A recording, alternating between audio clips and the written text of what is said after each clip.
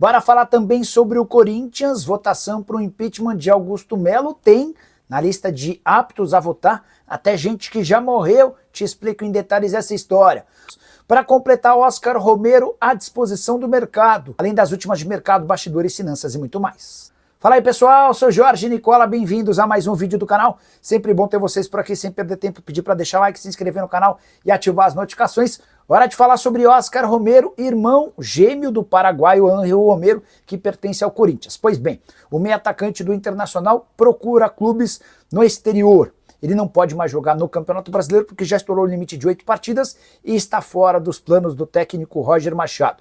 Praticamente recuperado de lesão, mas fora dos planos ele precisa encontrar alternativas. Paraguai e Argentina são mercados mais reais para a realidade do jogador que com a camisa do Internacional não tem conseguido vingar.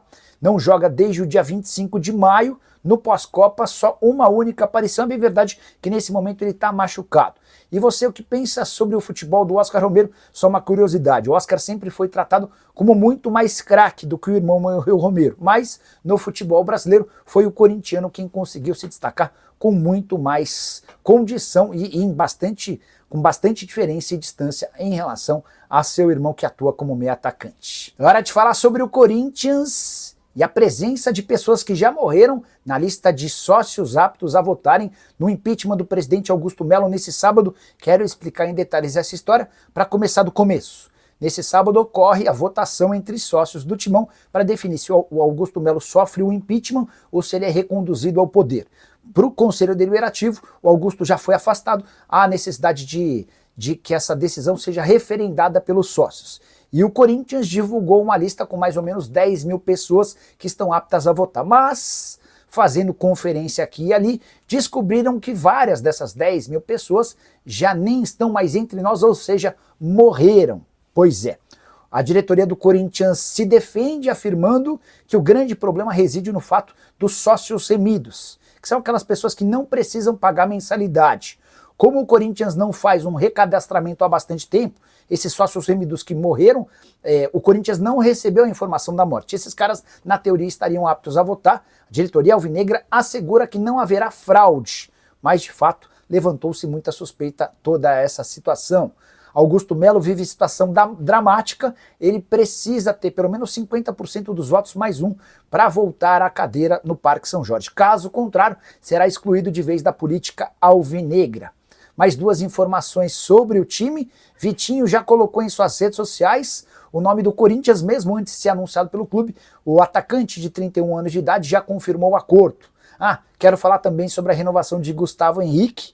O zagueiro cujo vínculo se encerra em dezembro tem conversas avançadas para a extensão desse contrato por mais 3 anos.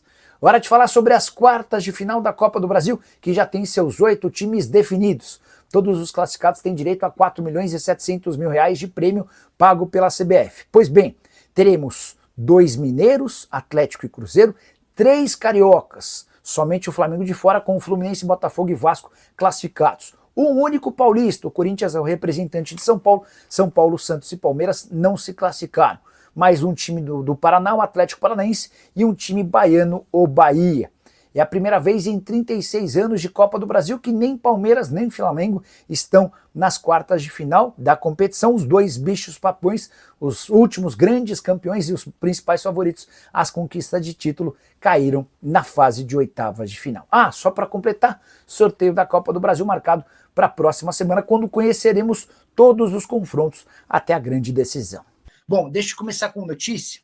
O Corinthians fechou a lista de sócios aptos a votar no processo de impeachment de Augusto Melo. Nesse sábado, você está sabendo, vai haver a votação para definir se o Augusto será ou não alvo de um impeachment. 2 meses atrás, o Conselho Deliberativo optou por afastá-lo, ou seja, por dar prosseguimento a esse impeachment. Agora precisa da ratificação dos sócios. E a treta se deu na lista desses 10 mil sócios. É que descobriram que entre os 10 mil sócios há uma série de pessoas que já morreram. Isso gerou suspeitas de fraude, enfim, aquela coisa toda, até porque o Corinthians tem sido marcado por muitas fraudes. O pessoal da situação se apressou para lembrar que esse episódio se dá por conta dos sócios remidos. O que são os sócios remidos? São sócios que, por algum motivo, alcançaram esse estágio de remido, ou seja, o cara não precisa pagar a mensalidade para se manter como sócio. E, eventualmente, se esse cara morre, o Corinthians não é notificado, e esse cara não some do quadro de sócios. É por isso que, entre os 10 mil sócios, há uma série de pessoas aptas a votar que já morreram. O Corinthians garante que isso não vai causar prejuízo ou mudar qualquer coisa relacionada à votação, tá? O Augusto Melo, que está afastado, tentou por pelo menos 7 vezes medidas na justiça para impedir a realização dessa reunião. Não aconteceu, e ela acontece de fato nesse sábado. A expectativa é de que ele sofra um impeachment. Pois bem, a tendência é que o Augusto Melo sofra um impeachment e seja afastado de uma vez por todas do clube, tá bom? Bora começar agora sim a responder a perguntas, a dúvidas, a sugestões. Estamos ao vivo para conversar com vocês. Caramba. O Vessone me procurou aqui no WhatsApp para reproduzir uma matéria do GE que informa que, pós-eliminação, nem 7 mil ingressos foram vendidos de forma antecipada para Palmeiras e Ceará. A carga de ingressos vendidos até aqui é de apenas 6.600 entradas. O Palmeiras tem sido muito efetivo nas vendas de ingressos para o seu torcedor dentro de casa, mas, ao que parece, a partida contra o Ceará terá bem pouca gente. Obviamente, reflexo de toda a situação. O Palmeiras não vence títulos desde o Campeonato Paulista do ano passado. E o Paulistão do ano passado foi o único título conquistado pelo Palmeiras em uma temporada e meia, né? Muito pouco para o Palmeiras, que se habituou a ser super campeão. Maicon pode sair do Corinthians? Vai sair do Corinthians, tá, Gleison? Contrato de empréstimo termina em dezembro, ele ainda pertence ao Shakhtar, não existe nenhuma chance de renovação do contrato. A avaliação é de que a coisa não funcionou.